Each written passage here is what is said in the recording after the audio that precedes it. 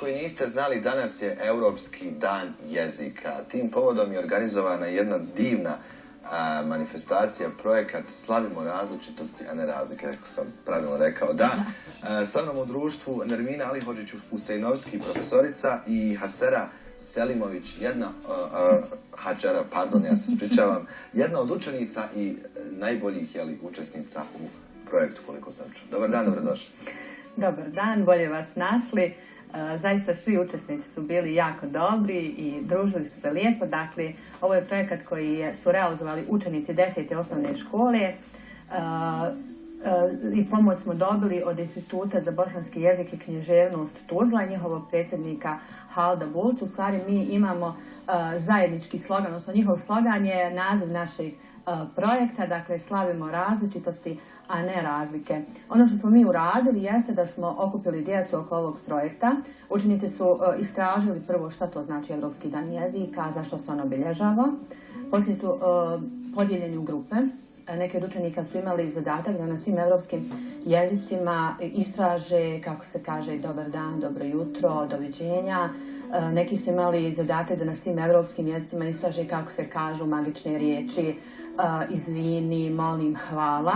A jedna grupa imala zadatak da kaže, da nauči u stvari i da istraži kako se na svim europskim jezicima kažu najmagičnije riječi koje svi najviše volimo, to su naravno riječi volim te. To si ti dominirala, ako sam. Upravo tako, upravo sam htjela da kažem, Hadžara je bila upravo u toj grupi, pa evo možda najbolje da njoj malo prepustimo riječi. Lagano stiže vaš.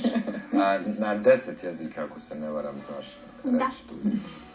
Izvolite. Pa unete dua na albanski, te amo na španski, I love you na engleski, ich liebe dich na njemački, na francuski je t'aime,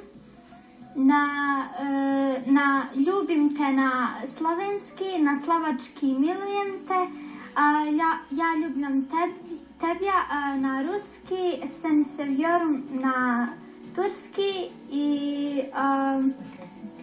makedonski te sakam i ima ih još mnogo. Svi se izgleda voli na svim jezicima, samo se Slovenci ljube. Koliko jezika učiš zapravo? Učim 3 jezika, engleski, njemački i turski. Imaš ambiciju jednog dana da se baviš jezicima?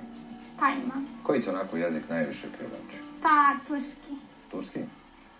Pa pošto sam gledala mnoge turske serije, privlačilo me to, njihov jezik, njihove raznolikosti u njihovom jeziku.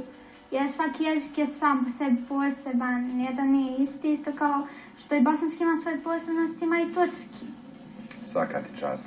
Vratit ćemo se na sam projekat, koliko je učesnika učestvovalo u projektu i koliko ste vi kao profesori zadovoljni ovako, kao što vidim, mladim talentima i jako vrijednim učenicima. Meni je jako žao što je ovako malo ipak prostor bilo kod nas, pa nismo mogli dovesti sve učesnike. Dakle, učestvovalo je 10 učenika koji su uradili i oni su ovo predstavili svim učenicima škole. Dakle, na vidljivom mjestu su istakli sav svoj rad, sve svoje plakate, tako da su svi učenici škole danas mogli da se upoznaju šta je to uopšte Europski dan jezika, zašto se slavi, otkad se obilježava, zbog čega, i upravo ovo što je Hadžara rekla i ove riječi koje sam rekla na svim europskim jezicima. Oni su zaista potrudili, bilo je jako lijepo druženje, bilo je kratko vrijeme od 1. septembra pa evo do jučer, mi smo to radili, međutim njima je to bilo zanimljivo, tako da nije bilo apsolutno nikakvih problema. Ja se iskreno nadam da smo probudili u djeci želju da nauče što više jezika kako bi se sa što više ljudi mogli sporazumijevati, ali i razumijevati.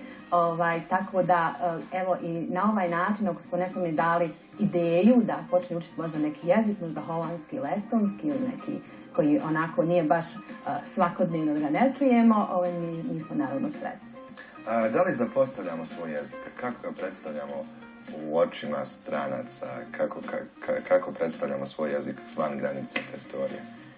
Pa što se tiče bosanskog jezika koji nudimo strancima, moram priznati da tu situacija nije baš sjajna. Dakle, nemamo puno knjiga koje su napravljene za strance koji bi trebali da uče bosanski jezik. Dakle, isto kao što mi na današnji dan djeci nudimo sve evropske jezike, tako negdje u nekoj evropskoj zemlji sigurno nastavnici nude također evropske jezike, među kojima je i bosanski jezik.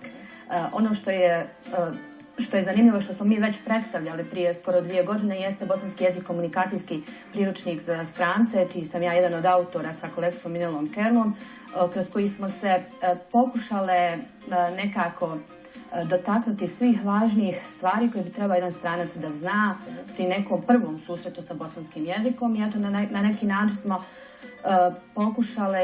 pokušale dati prilog afirmaciji bosanskog jezika kod stranaca. Zaista za to bi trebala cijela jezička zajednica malo više da se potrudi. Mi kao pojedinci ne možemo baš toliko da damo. Ono što smo mi dali jeste svoje vrijeme, svoj trud da smo napravili tu knjigu koja je zaista bila dobro prihvaćena. Zaista smo za nju mi dobili podršku od Filozofskog fakulteta u Sarajevu, Odsjeka za bosanski jezik, samom recenzijom profesora Dželada Jahića, Fakulteta humanističkih nauka, također Odsjeka za bosanski jezik u Mostaru, recenzentice Elvire Čemalović. Dakle, iz tih jezičkih zajednica mi smo dobili podršku, ali sama neka malo veća jezička zajednica na nivou cijele Bosne i Hercegovine bi se trebalo malo više potruditi da afirmišemo bosanski jezik za strance, dakle da evo recimo sljedeće godine 26. septembra možda neka profesorica u Estoniji svojim učenicima kaže evo vidite možete, zašto ne biste vi učili bosanski jezik? Jeste. I za kraj, još za mladu damu jedno pitanje, kako si ti ukratko zadovoljna manifestacijom koja je protekla? Pa mnogo sam zadovoljna zato što sam naučila mnoge riječi iz drugih evropskih jezika.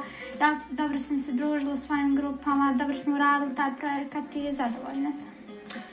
Svaka vam čast zaista na ovoj inicijativi, na ovom divnom projektu. Hvala vam što ste izdvojili vrijeme i došli da gostujete kod nas. Hvala vama na podršci koju zaista pružate ovako projektima koje afirmiraju mlade i njihovu želju za učenjem i saznanjem. I drugi put.